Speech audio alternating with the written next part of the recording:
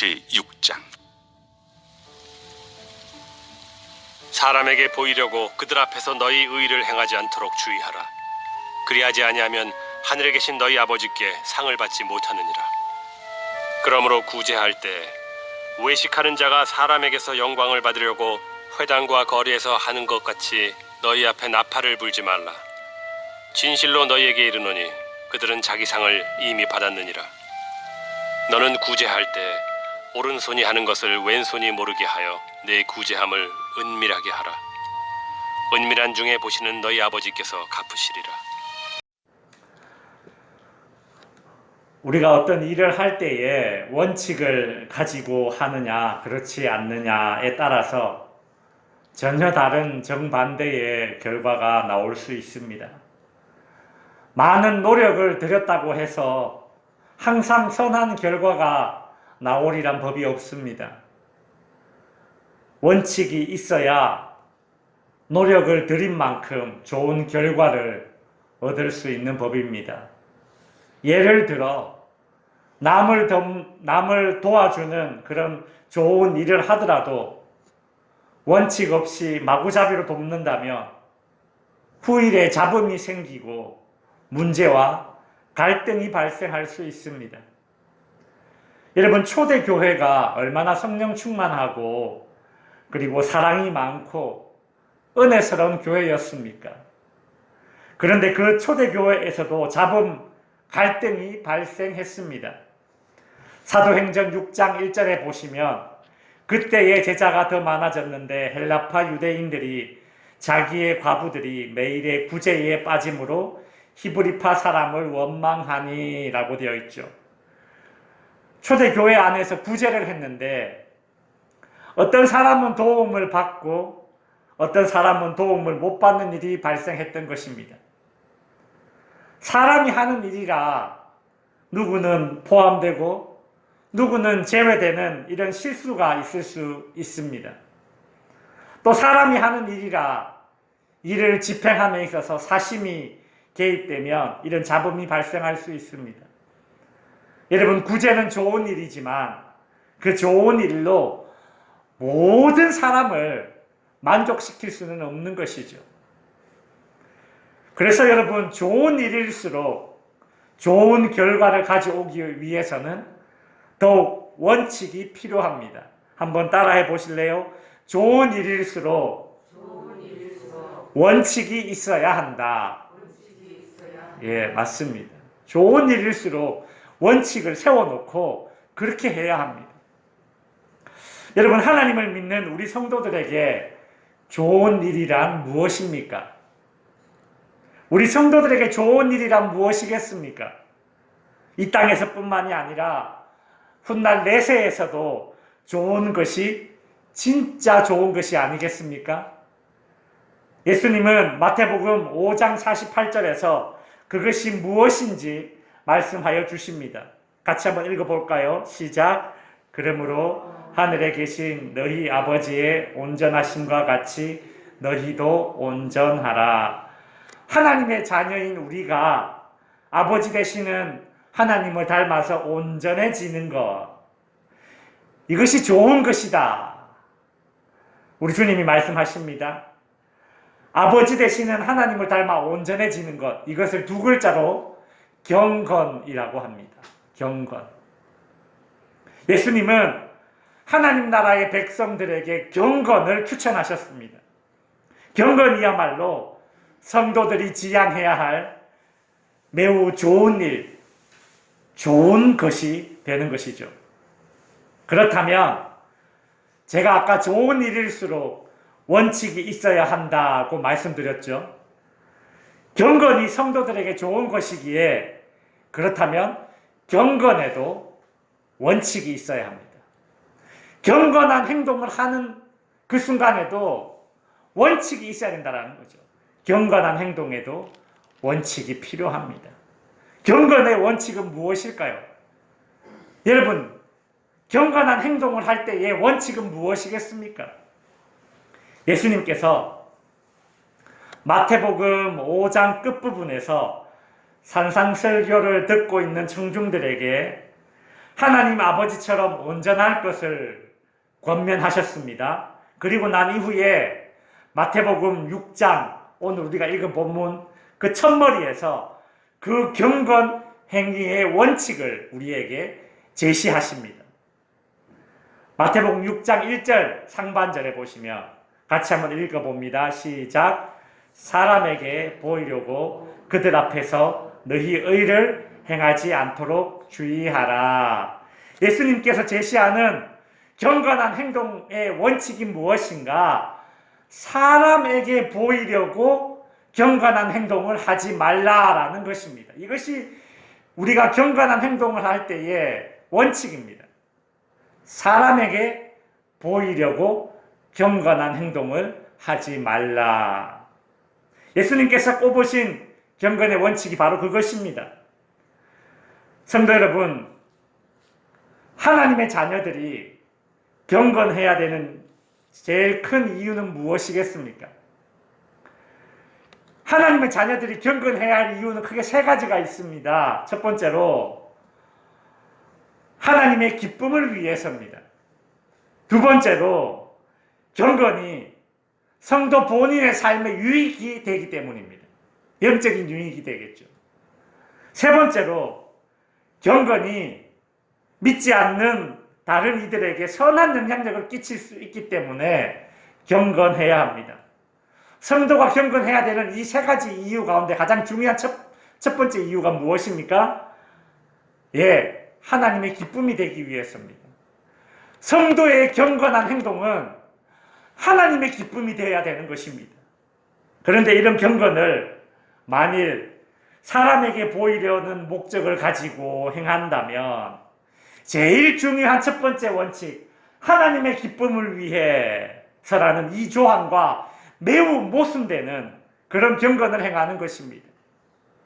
모름지기 경건행위라는 것은 하나님의 기쁨을 위해서 행하는 것이 첫째인데, 사람에게 보이려고 경건한 행동을 한다는 것은 그것은 하나님의 기쁨을 위해서가 아니라 나 자신이 돋보여서 나 자신의 기쁨을 위해서 경건한 행동을 하는 그런 외식하는 자밖에 되지 않는 것입니다. 그래서 예수님은 경건행위의 원칙으로서 사람에게 보이려고 하지 말라고 하신 것입니다. 예수님께서 경건행위를 사람에게 보이기 위해 하지 말라라는 원칙을 제시하신 또 다른 이유가 있습니다. 6장 1절 하반절에 보시면 그리하지 아니하면 하늘에 계신 너희 아버지께 상을 받지 못하느니라 라고 말씀하고 계시죠. 성도 여러분, 사람에게 보이기 위해서 경건한 행동을 하면 하나님 아버지께 상을 받지 못합니다. 이 땅에서 사람들의 칭찬으로 하나님 아버지께 받아야 될 상을 이미 다 받아버렸습니다.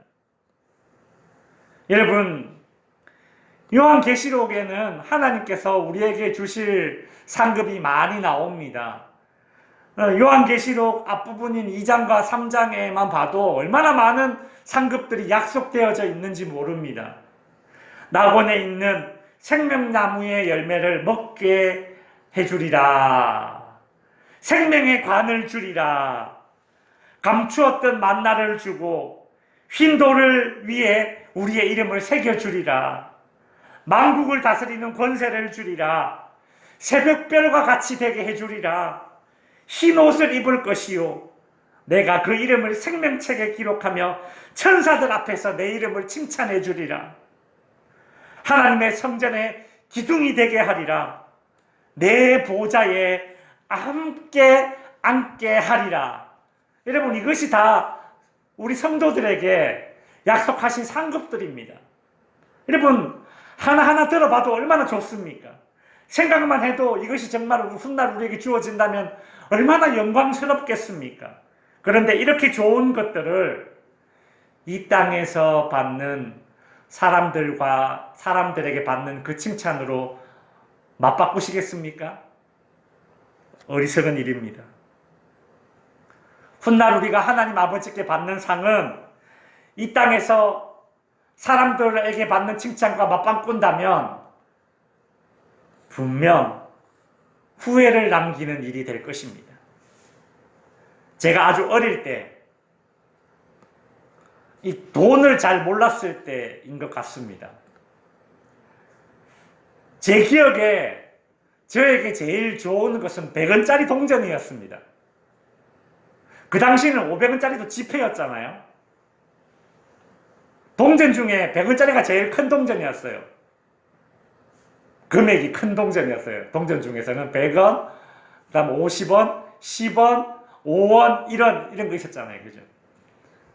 근데 100원짜리 동전 하나만 딱 있으면 가게에 가면 과자를 주거든요. 저는 100원짜리 동전이 제일 좋은 것으로 알고 살았습니다. 어릴 때. 제 기억에 그래요.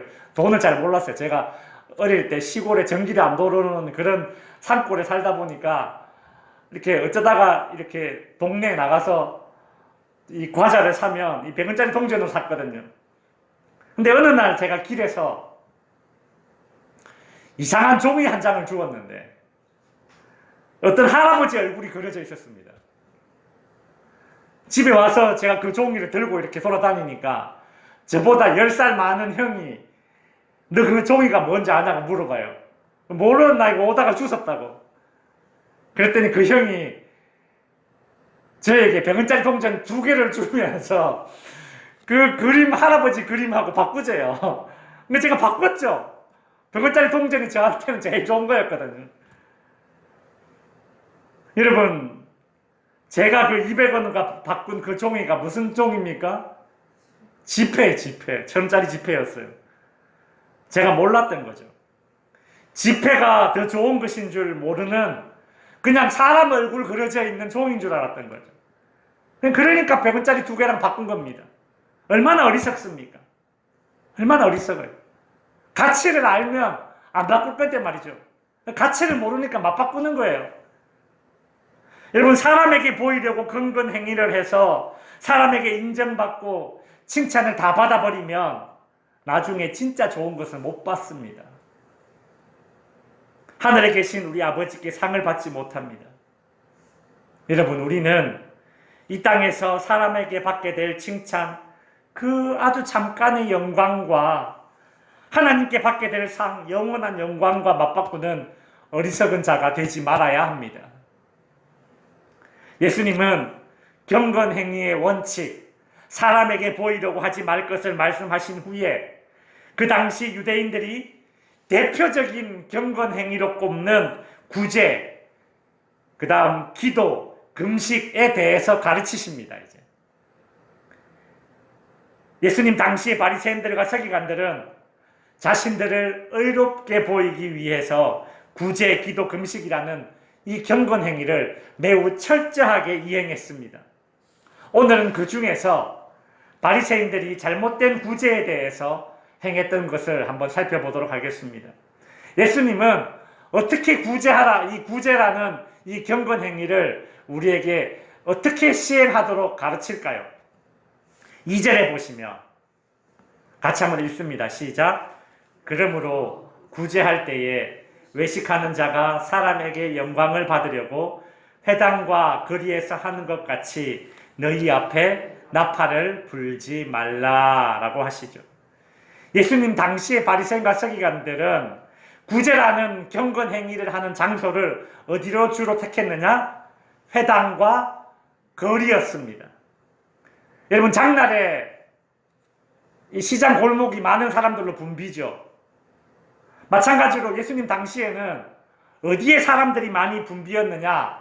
회당과 예루살렘 성전으로 가는 그 길거리에 사람들이 항상 많이 붐비었습니다. 지금도 이스라엘 예루살렘에는 예루살렘 성전으로 올라가는 그 길목마다 시장이 형성되어져 있습니다.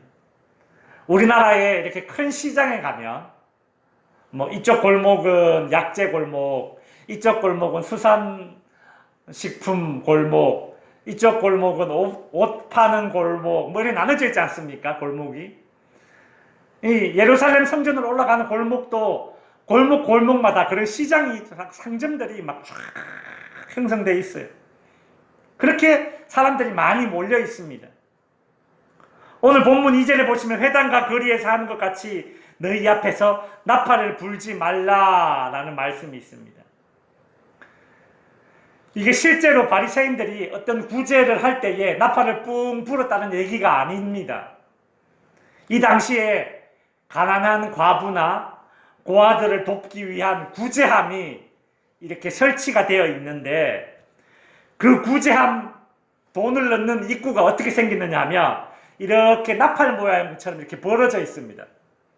나팔 모양처럼 벌어져서 이렇게 돈이 이렇게 내려가서 구제함에 들어가요. 그래서 그 구제함에 동전을 탁 던져 넣으면 쨍그랑거리는 소리가 아주 막 크게 울려서 나팔처럼 이렇게 들리는 겁니다. 그렇게 제작되었어요. 왜요? 왜 그렇게 만들었을까요? 사람들이 구제한다고 동전을 넣으면 소리가 커야 되잖아요. 소리가 크면 사람들이 저 사람은 지금 구제하고 있구나 주목해서 보게 되죠. 그래서 사람들이 이 주목을 받기 위해서 그렇게 이 구제함 입구를 이렇게 나팔처럼 이렇게 만들어 놨다는 거예요. 금속으로. 그냥 동전을 넣으면 땡그랑 하고 그래서 쫙 울리는 거예요. 이 당시 바리새인들은 그 구제함에 동전을 넣을 때에 일부러 적은 액수 단위의 동전으로 바꿔와서 주머니에 담아와서 그 나팔처럼 생긴 그 구제함에 주르륵 부어 넣었습니다. 예를 들어서 500원짜리 동전 하나 넣으면 땡그랑 하는 소리만 나겠지만, 그렇지 않고 일부러 10원짜리 동전 50개를 바꾸는 겁니다. 그래서 그 흥금함에 주르륵 넣으면 소리가 계속 자라자락 울리겠죠. 그 울리는 소리가 마치 나팔 울리는 소리처럼 연속해서 계속 울리는 거예요. 그렇게 울리는 소리가 계속 이어지면 돈을 많이 넣는구나. 저 바리새인은 구제를 열심히 하는 경건한 사람이구나. 사람들이 그렇게 주목해서 볼 거란 말이에요. 그걸 즐기는 거예요. 예수님은 바리새인들의 그런 행동을 외식이다. 이렇게 2절에 보면 외식이다. 그렇게 표현하고 있습니다. 여기서 이 외식한다라고 했을 때 이 외식은 헬라어로 히포크리테스라는 단어인데, 이것이 또 다른 의미가 있는데 무엇인가 하면 연극입니다. 연극. 예수님은 바리새인들이 경건하게 보이려고 하는 이런 구제 행동을 외식이다, 히포크라테스, 연극이다, 그렇게 정의 내렸습니다. 요즘 쓰는 말로 아이고 쇼하고 있네, 이렇게 말씀하신 거예요. 쇼하고 있는 거예요. 성도 여러분, 바리새인들만 이렇게 연극을 하는 게 아닙니다. 오늘날 교회 안에서 신앙생활을 마치 연극하듯이 하는 사람들이 있다는 것이죠. 우리 교회는 헌금함이 교회 입구에 있습니다. 그 예배 드리러 오기 전에 각자 알아서 헌금함에다가 헌금을 넣고 그렇게 들어옵니다. 그런데 여러분이 알듯이 예전에는 헌금위원들이 헌금함이나 헌금 주머니를 들고 다 돌아다녔지 않습니까? 기억나시죠? 네, 심지어 헌금 주머니에다가 이렇게 잠자리채처럼 이렇게 쭉 달아가지고 장의자에서 쭉 밀어넣지 않습니까? 그러면 내 앞으로 헌금 주머니가 쑥 오잖아요. 넣었잖아요, 이렇게. 네, 그렇게 있었어요. 예전에 제가 이제 제자반 그 소그룹 나눔 시간에 이 외식에 대한 주제로 잠깐 이야기를 하다가 어떤 분이 이런 말씀을 하셨습니다. 이제 헌금 시간에 그 교회가 이제 그 헌금 주머니가 이렇게 헌금위원이 헌금 주머니를 이렇게 돌리는 이제 그런 이제 교회였는데, 헌금 시간에 헌금을 하려고 지갑에서 1,000원짜리 한 장을 딱 꺼냈대요. 이제 딱 들고 손에 딱 들고 있는데, 헌금위원이 이제 헌금 주머니 들고 이렇게 오는데 하필 누구냐 하면 자기 구역의 구역장님이더래요. 그 이제 큰 교회는 이렇게 헌금위원들이 자리를 이렇게 정해서 넓으니까 자기 맡은 구역이 있거든요. 근데 자기 구역의 순장이죠. 순장이, 구역장이 헌금위원을 하면서 딱 오더라는 거예요. 그래서 아차 싶어가지고 지갑에서 다시 10,000원짜리 꺼내가지고 10,000원짜리를 헌금한 그런 경험이 있다. 이제 그 이야기를 하시더라고요. 자기가 그렇게 이제 헌금할 때 외식적으로 그렇게 사람을 의식해서, 사람 눈을 의식해서 그렇게 헌금한 적이 있다. 그 얘기를 하셨습니다. 여러분, 이런 생각을 제가 해봤습니다. 예수님께서 경건 행위의 원칙으로 하고 많은 것 중에 왜 하필 사람에게 보이려고 하지 말라라는 이 원칙을 말씀하셨을까요? 여러분, 그만큼 사람은 다른 사람의 시선을 의식한다는 얘기입니다. 그만큼 사람은 다른 사람들에게 인정과 칭찬을 받기를 원한다는 것입니다. 사람들에게 보이려는 욕구는 그만큼 강한 욕구라는 것입니다.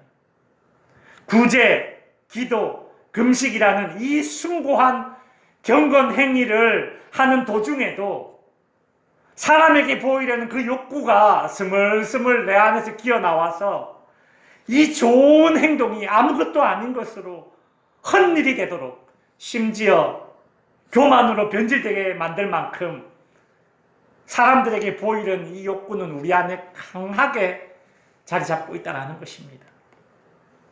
자, 그렇다면 우리는 구제라는 이 경건 행위를 어떻게 행해야 할까요? 3절에 보시면 다 같이 한번 읽어봅니다. 시작. 너는 구제할 때에 오른손이 하는 것을 왼손이 모르게 하여 4절 내 구제함을 은밀하게 하라. 여러분, 여러분의 오른손이 하는 일을 여러분의 왼손이 모를 수가 있습니까? 없습니까? 없어요. 내 오른손이 하는 일을 내 왼손이 모른다면 한 가지 경우밖에 없습니다. 치매. 아니에요. 내 오른손이 하는 일을 내 왼손이 어떻게 몰라요? 예, 그런데 예수님께서 왜 이런 말씀 하실까요? 강조하신 거예요. 강조. 그만큼 강조한 거예요. 구제라는 행위는 그만큼 은밀하게 하라는 것입니다. 예수님께서 제안하신 이 구제라는 경건 행위의 실행 방식은 은밀함입니다. 은밀함. 왜 그래야만 합니까? 왜 은밀해야만 합니까? 그래야 4절 후반부에 보시면 같이 한번 읽습니다. 시작.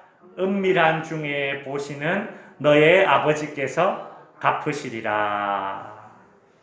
사람들은 겉으로 보이는 행동만 보지만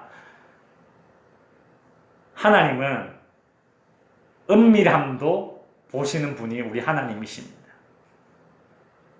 사람들은 다른 사람의 은밀한 행동을 모릅니다.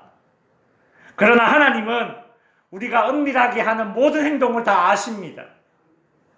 그 하나님께서 나의 은밀한 경건 행동을 보시고 그것을 되갚아 주시겠다 약속하고 있지 않습니까? 이쯤 생각드는 것은 그 참 이상하다. 왜 구제를 은밀하게 해야 할까? 예수님께서 마태복음 5장 16절에 이런 말씀을 하셨거든요. 같이 한번 읽어봅니다. 시작. 이같이 너희 빛이 사람 앞에 비치게 하여 그들로 너희 착한 행실을 보고 하늘에 계신 너희 아버지께 영광을 돌리게 하라. 구제를 은밀하게 하라는 예수님의 말씀은 세상 사람들이 나의 착한 행실을 볼 수 있도록 행하라라는 이 말씀과 지금 모순되는 말씀이 아닌가라는 그런 생각이 들 수 있습니다. 그렇다면 우리는 예수님의 이 말씀을 어떻게 이해해야 할까요? 제가 이제 오늘 설교의 결론으로 정답을 알려드리면서 설교를 마무리 지으려고 합니다. 여러분, 드러내야 할 선이 있고 감추어야 할 선이 있습니다. 착한 행동이라고 모두 다 드러내야 할 것은 아닙니다. 반대로 착한 행동이라고 모두 감추어져야만 하늘 상급을 받는 것도 아닙니다. 그렇다면 뭐가 드러내야 할 선이고 뭐가 감추어야 할 선인가? 그 기준은 도대체 무엇인가? 그건 본인의 양심만 알고 있습니다. 선한 일, 구제를 경건한 행동을 하려 할 때에 사람에게 보이려는 의도를 가지고 사람에게 칭찬과 인정을 받고자 하는 욕구가 있는지 없는지 본인은 이미 알고 있습니다. 그리고 하나님은 더 잘 알고 계십니다. 그러니 내가 선한 일, 구제라는 경건 행위를 할 때에도 그 행동이 하나님 앞에서 하는 것임을 명심해야 합니다. 구제를 결코 나의 기쁨을 위해서 해서는 안 됩니다. 구제는 나의 기쁨을 위한 것이 아니라 상대방을 위한 것이죠. 그러나 우리 그리스도인들에게 구제란 가난한 사람을, 상대방을 위한 것이지만 최종적인 목적은 하나님에게 드리는 행동입니다. 구제는 가난한 사람을 위한 행동이기는 하지만 그 가난한 사람이 나에게 대갚아주는 것이 아니라 하나님이 나에게 대갚아주는 원리가 작동되는 것이 바로 구제의 원리예요. 그래서 우리는 구제가 최종적으로 하나님을 위한 것이라는 그런 의식을 가지고 있으면 됩니다. 이 의식을 가지고 있으면 돼요. 그리고 내 양심이 압니다. 내 양심이 가장 먼저 알아요. 그리하여 저는 이제 여러분에게 하늘의 상급도 잃지 않으면서 동시에 세상의 빛이 되는 그런 구제를 할 수 있는 구체적인 실천 방식을 여러분들에게 알려드리겠습니다. 두 마리 토끼를 다 잡는 것이죠. 여러분, 만일 여러분이 어떤 선한 일을 하고 싶고 구제라는 그런 경건 행위를 하고 싶다면 교회를 통해서 무명으로 하십시오. 제 말 이해되시죠? 교회를 통해서 무명으로 하시면 됩니다. 그러면 나는 은밀하게 선을 행하여서 하늘 상급을 잃지 않게 되고 교회는 하나님의 영광을 드러내게 되어서 세상의 빛으로 드러나게 될 것입니다. 성도 여러분, 세상의 빛이 되는 여러분의 선한 행위뿐만 아니라 하나님께 기쁨이 되는 여러분의 경건 행위가 헛일이 되지 않도록 사람에게 보이려는 욕구, 그 강한 욕구를 교회를 통해서 실행함으로 하늘나라 유업, 상을 잃지 않고 영적으로도 더 성숙해지는 저와 여러분이 될 수 있기를 주님의 이름으로 축원드립니다. 기도하겠습니다.